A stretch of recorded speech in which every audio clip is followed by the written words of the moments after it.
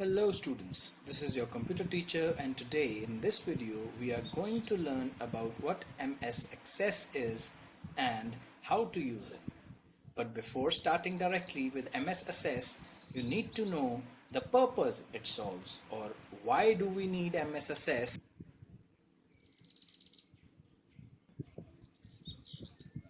So to know everything about MS Access and its working, let's jump right into the video and here's the overview for today's lecture.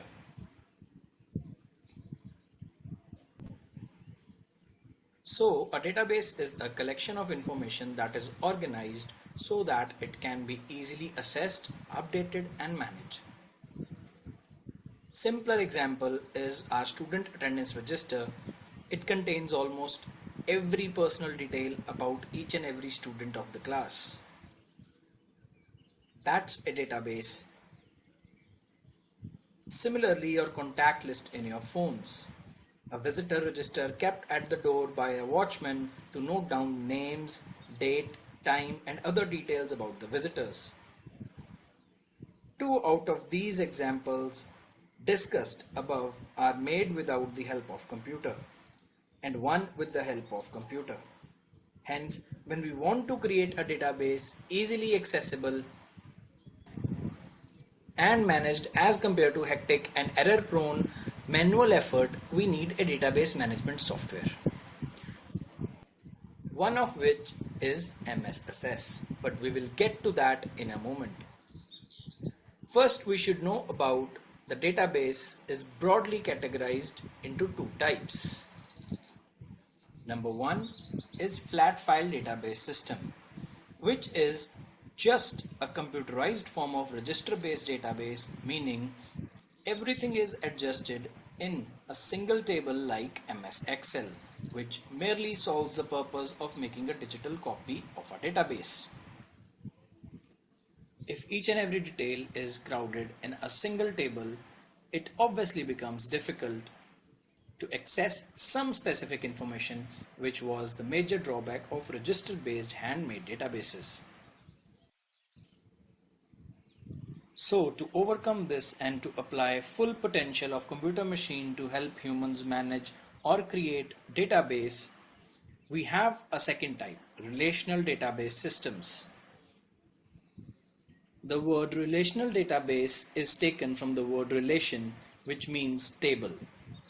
Now, in this type of database, multiple tables are created which are then interlinked with each other to get maximum advantage of it.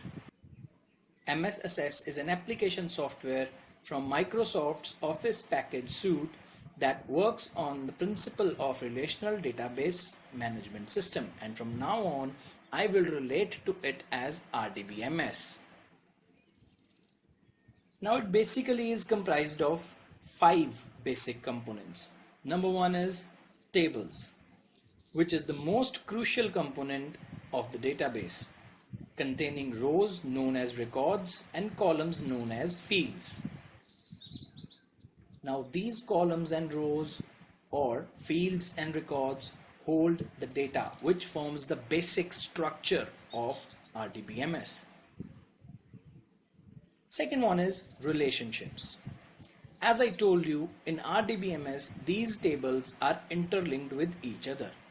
To do this, there is a field or a column in each table that can be associated with each other and has same values.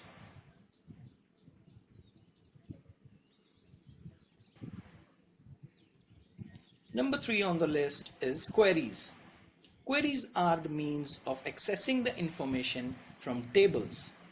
They can sort, display, filter, delete, update, etc. tables content at user's will. Form is an interface through which a user enters data in a database, which can later be used for making reports or for retrieving any information that we need.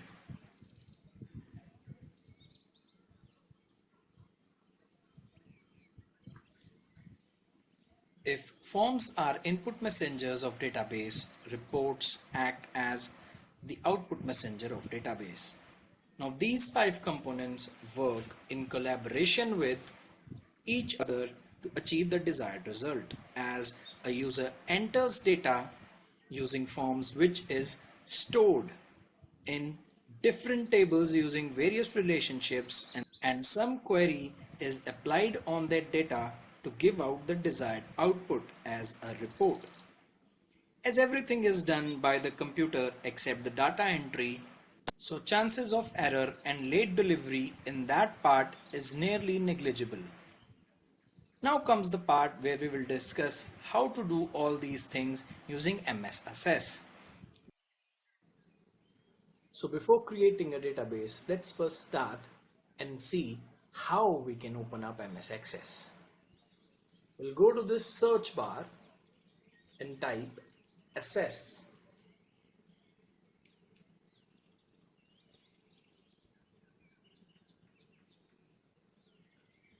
Here I will be using Microsoft Access 2013, but the options and features are quite similar to all the other versions if you might be having a different one. So I'll click on this icon and my MS Access 2013 screen will open up. From this window, we'll select a blank database option because we are creating this database from the scratch, and it asks us for a name. Let us suppose we give the name first database, and I have given the name without giving any space, and it will be saved in my documents folder. You can see from the window in my documents folder, and I'll click on this create option. Hence my database with the name first database is created. You can see. Now this is the raw format of the database. The first thing that I'll need to do is, in a database, I need to create a table. Now the first column, or as I told you in the previous description part, the first field is always ID. Now this is the ID that is generated for each row that we subsequently enter in the table. And each row is given one unique number starting from 1. And it increments as we move below the table. It increments by 1. So this view, complete view, is known as a data sheet view. And we also have another view that is a design view, but we'll discuss about those in the next video. Firstly, in this video, I'll just show you how to create a table. As you can see, by default, a single table has been created in the database known as the first database. You can check the title bar for the name. Now this table, by default, the name of the table is table 1, is created with nothing in it, with ID as a first field, and we have to create other fields to create a database table.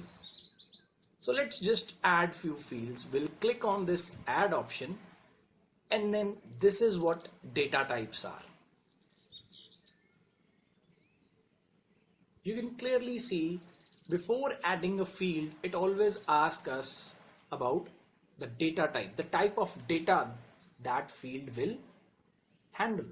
The first one is short text, second is number, third is currency, fourth is date and time, yes and no, and many other. It's quite clear from the name what these data types mean, but we will discuss these in the next video again.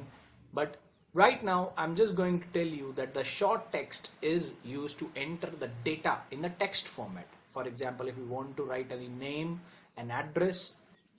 Secondly, it's number to add any numeric data. Then the currency, it can be in rupees, dollars, euros, or any other currency format. So on with the other data types. Let us suppose we want to add name in this list. So name is always in a textual format, so I will add it as a short text. And then I will give the name to that field. Let us suppose the name of this field is name. Now moving ahead, adding the second field in this table, let us suppose I want to add grade to this field.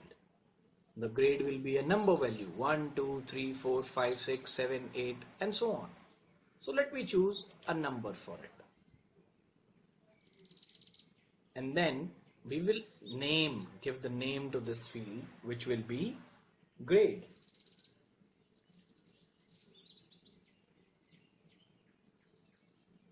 Then moving on to the next field, again I will add this field with the short text, mode of transport. Or let us suppose, let's add it as a fee column, which will give me an idea of currency.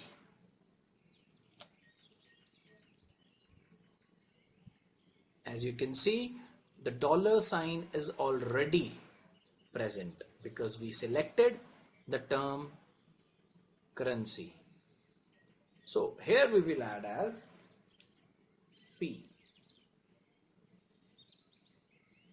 And then that's it. Now it's time for us to save the table. And what is the shortcut key to save the table? It's always Ctrl plus S. Or we can simply go to the quick access toolbar and click on this floppy disk icon. We'll save the table and we can give any desired table name. Now I can give the table name as I want.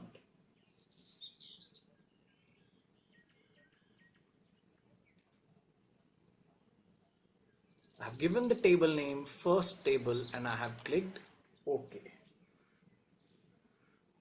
So now the time has arrived when I will enter the data into this table.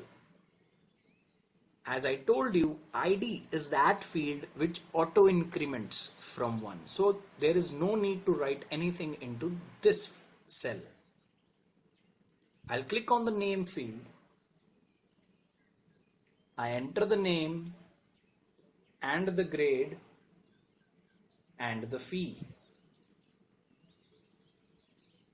And I'll move to the next column by using tab key. And you can see as I moved down to the next row, ID part, let me zoom in, ID part automatically comes out to be the 1, the first row, which indicates that is the first record. As I told you, rows are known as records. This ID will automatically be generated from 1, and let us suppose we enter the next data. Using tab key, I'll move to the next cell and I'll give another name. Again, let me suppose write it grade 9th, fees 275, and you can see ID automatically generates number 2. And I'm not adding a dollar sign every time. Now you clearly observe when I type the fee. Let me just type another name.